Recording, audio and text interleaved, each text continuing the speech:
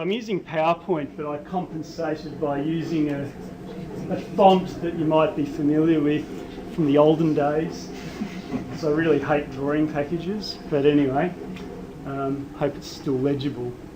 So essentially this is kind of an historical progression, and where this brings us to, if you've been following, is we've done a fair bit of work on refactoring. We've got a lot of pages that are now more task oriented for users.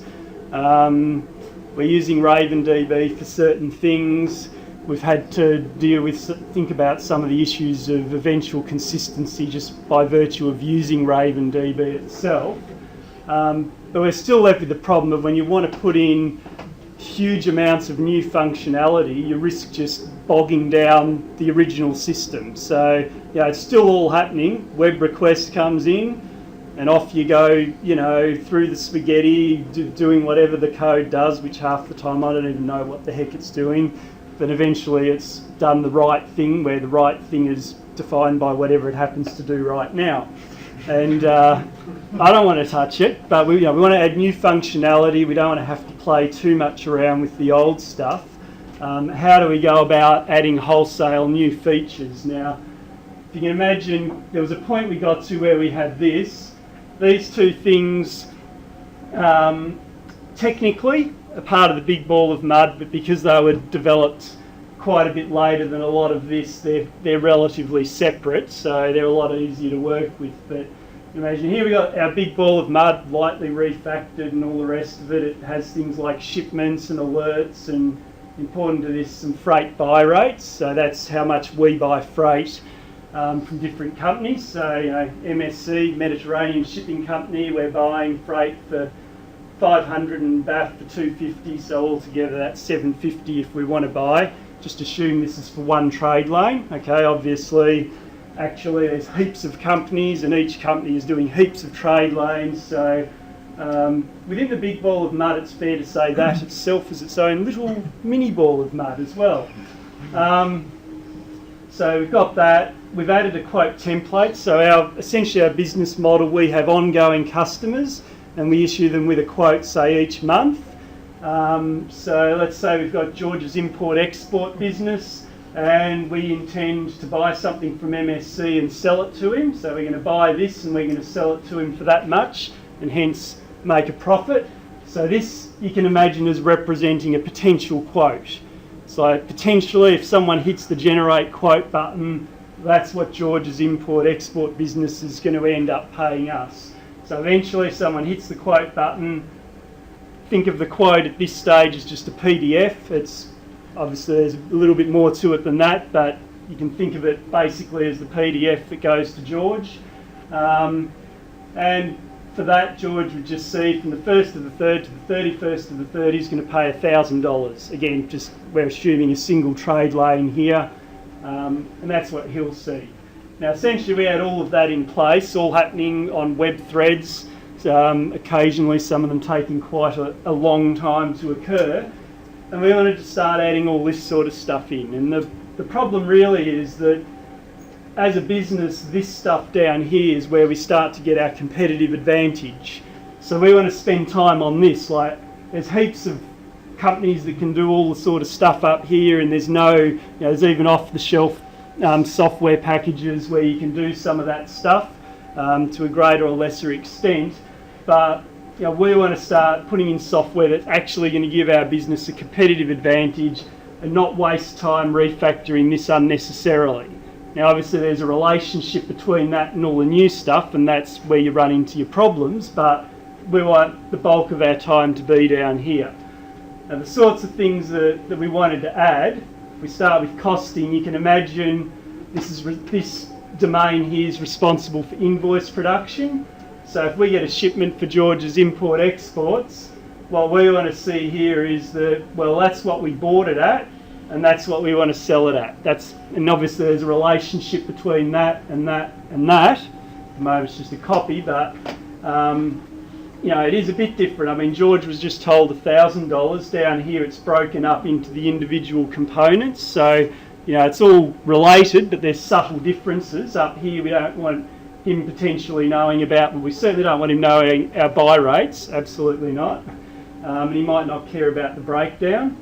Shipment allocation, that's at the other end of the thing. So I think Eskil showed the allocation screen. We have a potential shipment and we want to decide what's the most profitable line to put it on for us. So we want to be able to go, you know, here, in this case, we got a potential shipment for George and we know we can use MSC buying at that. We're going to sell it to him at that, hence the margin is 250. You have to imagine actually, potentially we could have been buying from heaps of different companies. They all have slightly different timelines, and really what we want to do is allocate to make the maximum profit for us while, you know, we're still fulfilling the terms of the contract that we've told George that he'd get it within 20 days or whatever up here. Quote analytics, that's all about historical margins. So what this is aimed at doing is trying to make sure that it's easy for salespeople up here to know when they have to update their rates. So the moment the analytics, historical margins, the last quote, we bought at 750, sold 1,000, hence margin of 250. Currently, it's all the same. So you can imagine that if that rate there goes up, what we want to have happen is what currently happens down here. The buy, say, goes up by 100. The margin there's gone down. Consequently, if we were to generate a quote at that point, we'd suddenly be earning $100 less per shipment. So we just don't want that to happen. So this is all about keeping track of all of those things. Now, I mean, this is like super duper simplified. Like that's one trade lane. Okay, a typical quote is going to have multiple trade lanes on it. I've shown you for one shipping company. Okay, there's lots of shipping companies out there. Do we need to know what a trade lane is, sorry? Oh, trade lane is just from A to B. So from port to port, Shanghai to Melbourne or something like that. Sorry. What's more, that's just showing you for freight. Okay, so there's not just freight charges, there's freight, there's origin charges, there's arrival charges, there's customs charges, and then there's transport charges. So, multiply all of that out just for freight and then multiply it again 5 times. Each of those things is charged completely differently, and we want to ultimately be able to do something like this for all of them. Clearly doing all of the number crunching down here and keeping everything separated so that, when you're down here, you're seeing what you actually need to see. When you're allocating, you're seeing what's meant to be the numbers for allocating. Starts to become quite complicated if when someone hits the generate quote button up here, a web thread goes off and spins away and updates all of this, and 30 seconds later times out and doesn't work anyway. So the problem was how to get that down there. Now this is, in a sense, this is kind of like the utopian perfect world we could possibly achieve. You promised they weren't doing any drilling tonight. Yeah, they waited until I was on though. That's alright, I'll yell. So this is the same slide. You can imagine all those things going to a SQL Server database. What we ideally want to have happen is events coming out of these things onto some sort of bus. Those events come off the bus, there's a missing line there, into these different domains, and each of those domains takes care of the events on its own. Each of those domains has its own database, so the data here is completely separated from here and here, and obviously it's going to be eventually consistent, but it basically enables you to start building something on here without having to worry about bogging this thing down any more than it's already bogged down, or building onto the web thread. So that's the utopian vision, or the best you might be able to hope for from a big ball of mud. And our goal was to try and get something as close to that as possible. So what I'll be showing is how it is and isn't. Okay, before I move into all the isn'ts, right, this is like the ultimate website operation. Like, in an absolutely perfect world, we have screens that have lists of tasks, so not CRUD tasks, but here's something you have to do, someone fills in a field and hits OK, moves on to the next one. They're all things that require a human to quickly look at some data, make a decision. We can't automate them for some reason, or it requires someone to look onto something where we aren't able to automatically scan the PDF, or we haven't got around to being able to do it yet. So in comes the web thread. It's got some sort of serialized command.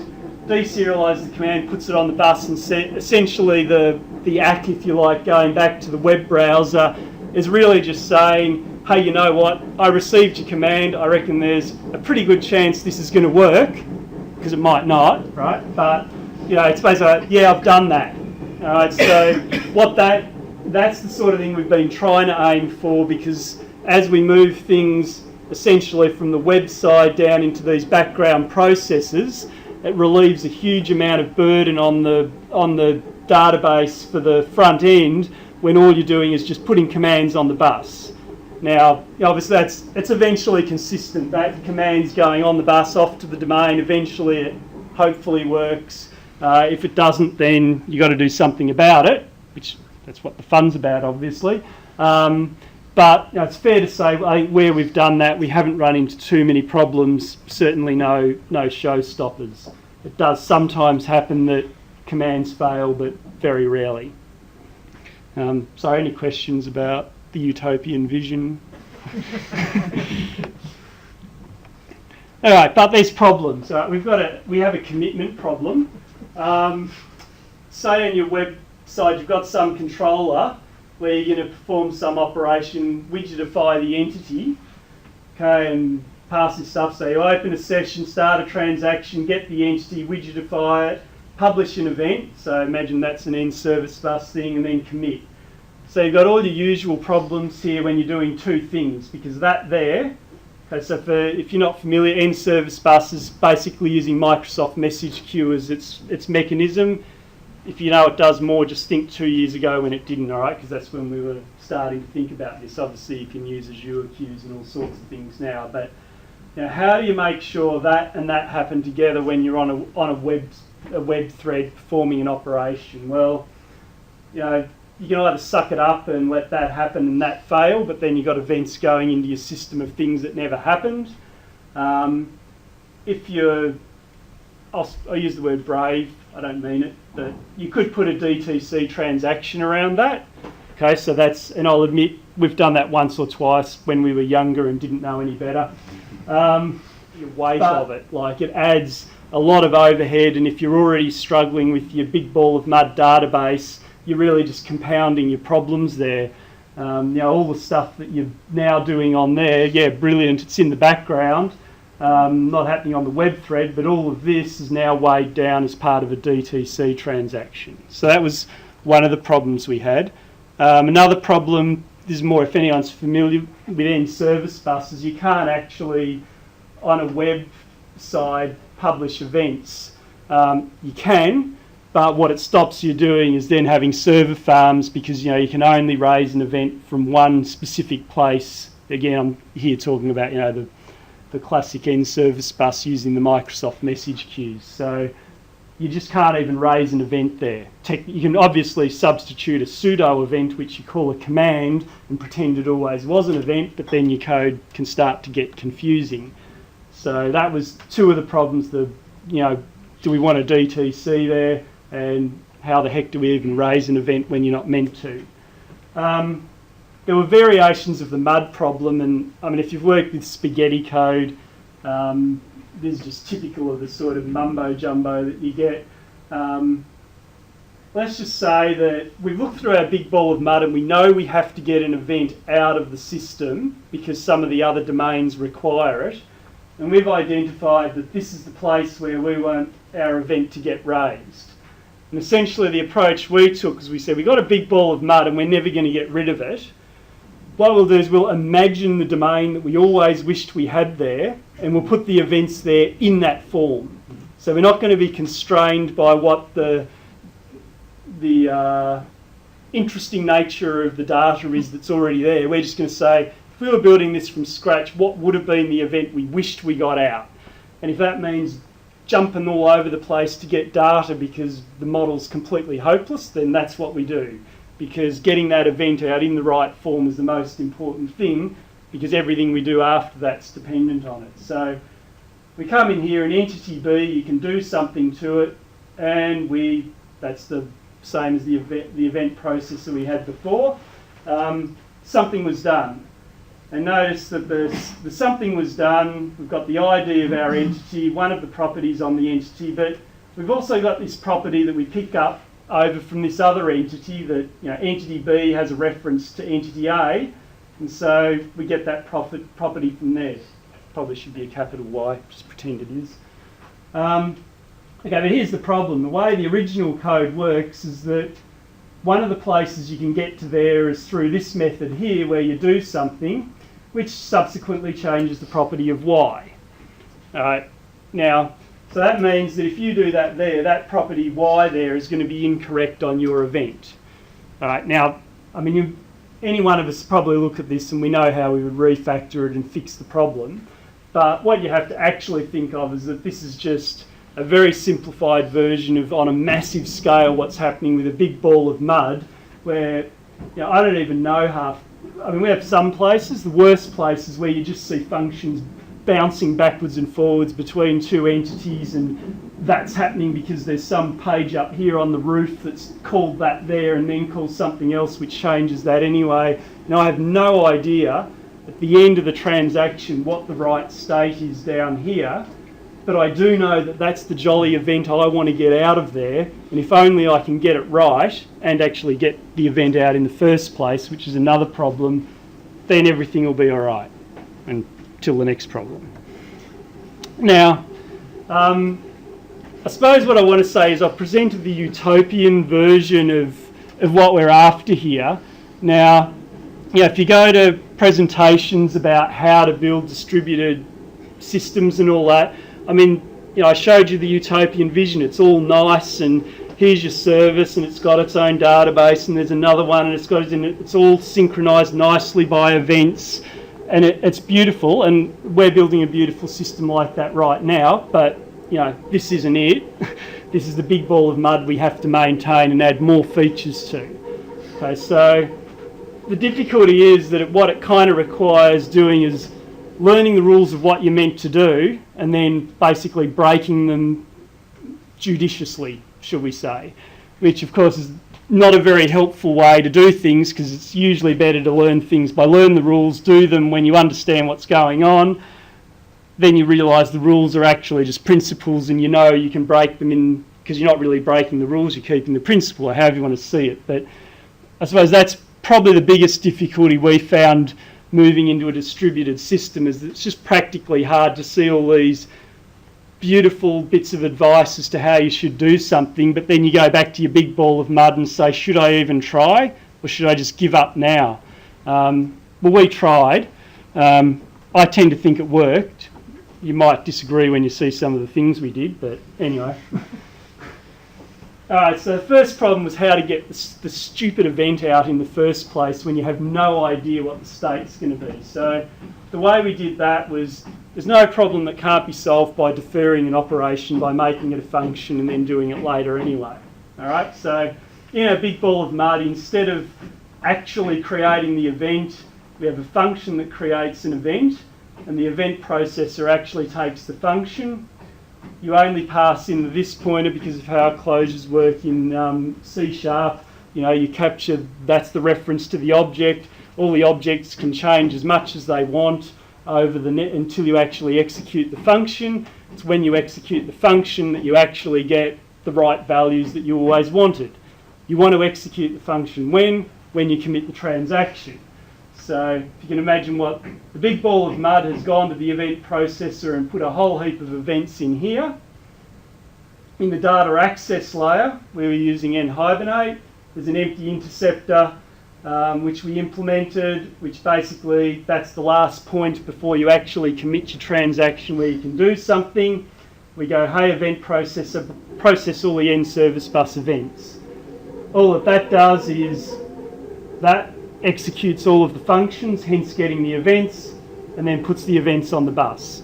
So that solved at least one of our problems, which was that we now know we're getting the events that we truly want out of the system and not some half-baked version of the event with incorrect properties on it, and we don't have to refactor the big ball of mud, which ultimately that's the aim. We do not want to play with the big ball of mud because it's a big ball of mud. The second problem is how the heck do you get rid of the need to have a two-phase commit? And our answer was just dump it in the database with everything else on the single commit. Okay, so when the event processor puts the events on the bus, all it's actually doing is taking those events and sticking them in a table in the big ball of mud database, hence ensuring when the final commit happens, the things that went in there will be committed along with all of the other big ball of mud spaghetti tables that are there. They'll all happen together or not happen together. So conceptually you can think of this as basically using your domain database as part of the bus transport layer. Okay, so instead of directly putting it into NServiceBus, firstly into the database, so you can probably imagine what the other side does. We have an NServiceBus endpoint, so this is where the background service is running. You can kind of think of this in some ways as if the big ball of mud lived as an NServiceBus endpoint and was raising events, what would it be doing? All right, that's kind of what this thing represents. All the events, because our big ball of mud is mostly about fundamental shipping things, call it a shipping domain, and basically it gets some events and for each of them publishes them on the bus, that being the real NServiceBus at long last. Goes onto there with the Microsoft message queue. Down here you've got your DTC two-phase commit, so can go from a database to Microsoft message queue, absolute guarantee it will get out and in or completely cancelled. You don't care it's a two-phase commit down here because it's not holding up your web threads. You've basically not had to up here put a two-phase commit on a web service request. And obviously that gives you a lot greater granularity over how fast do those things have to get out. You can stagger them a bit. You can sort of get rid of some of the peaks and troughs, which certainly on our system becomes a bit of an issue because the big ball of mud database is already a problem. Right, we're already 10 minutes over time, so I'll rip through the next couple really quickly. If you don't already... Started a bit late anyway, so... Okay. Alright, so we've got the costing domain down here living in NServiceBus land, and we want to get something about a shipment. So the big ball of mud has a thing that's called a shipment, which represents a shipment. Alright, but when you go to cost it, okay, I've called it something different, a costable shipment. I mean, a shipment has a representation about its ability to be costed, and it's not the same as the full everything the poor old shipment has been through when you were allocating it to a trade lane and all of the other junk that goes on. Now, part of the problem is, are we going to raise events out of here and try and get them down into the costing domain? And that's the utopian vision, is obviously that everything is done through events and commands. However, I've had a look at the code there. It's, to be honest, it's completely appalling. Like, you would probably spend the rest of your life trying to synchronise somehow events out of there to get something down here. It's just, there comes a point where you say, diminishing returns, it's not worth the effort. So we make an anti-corruption layer. In this case, it's just a repository for getting shipments that conceptually you can imagine goes to an open hosted service with some sort of published language coming out of here. So this is the classic DDD stuff if you're familiar with it.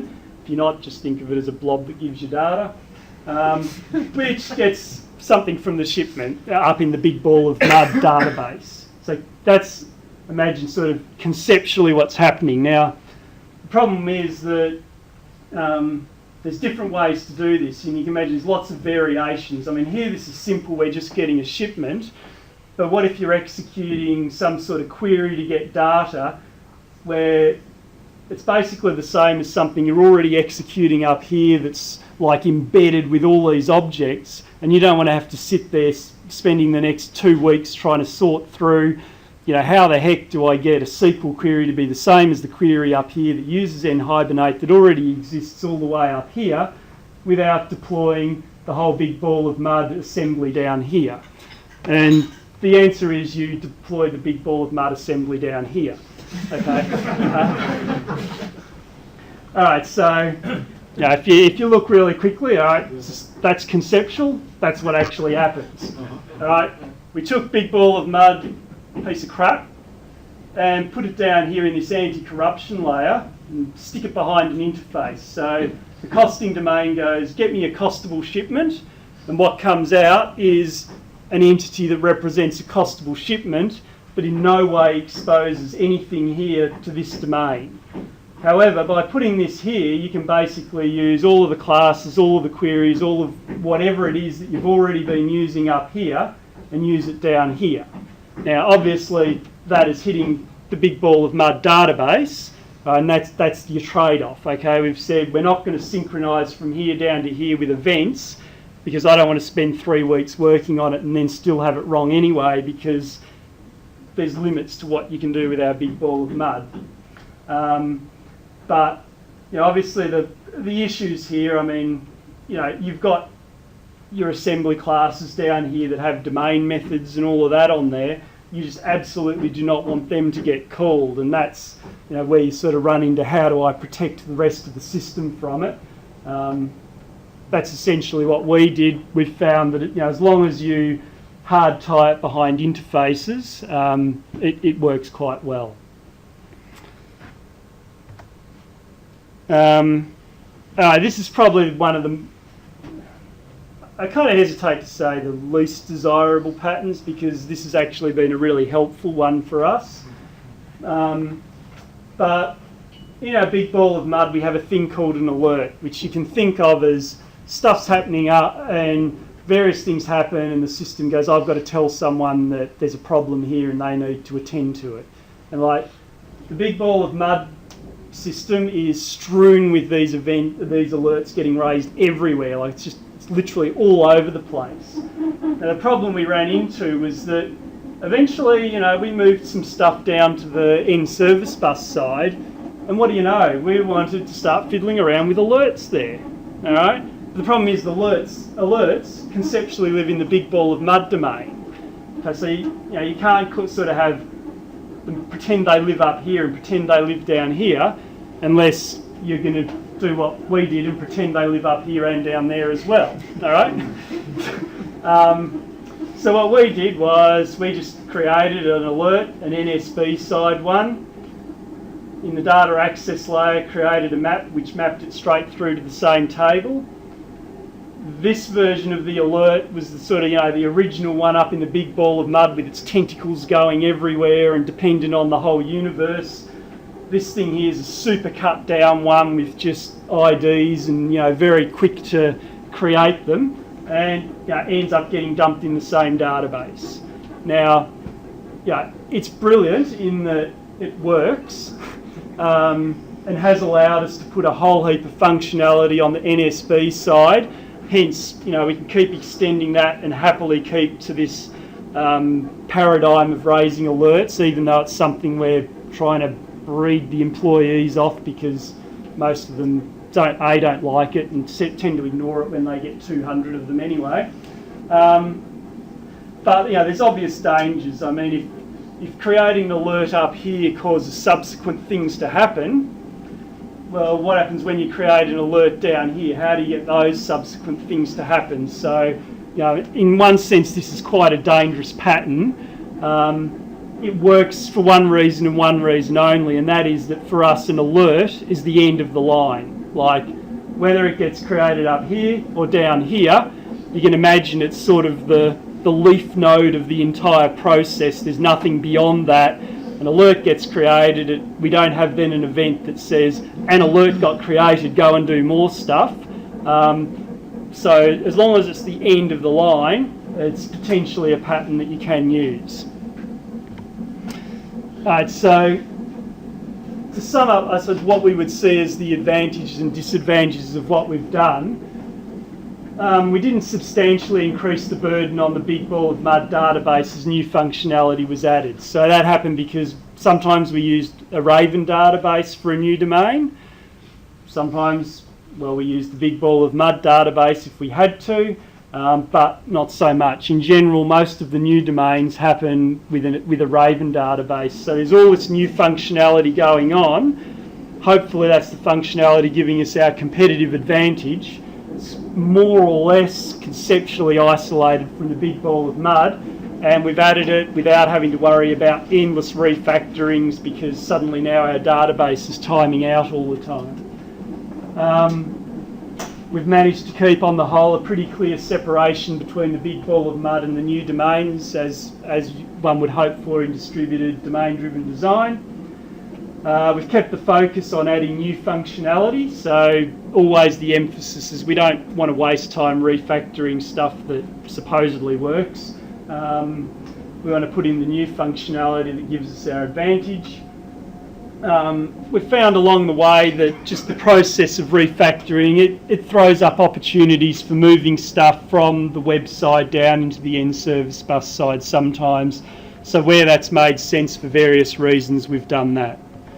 The disadvantage, compared to pure distributed domain-driven design theory, we have reduced scalability, and that's essentially because the big ball of mud database is being used as a transport for the events, and also we're still querying up when we want our costable shipment or something. So, I said we haven't substantially increased the burden on the database, but there is an increase, and if you try doing that with, if any of you are building something as big as Facebook, I don't know, something a lot bigger, that is not a pattern you want to get engaged in because it's not going to work too well for you. Our motivation was not primarily massive scalability, it was the breaking down of clear business functions and the adding of new ones.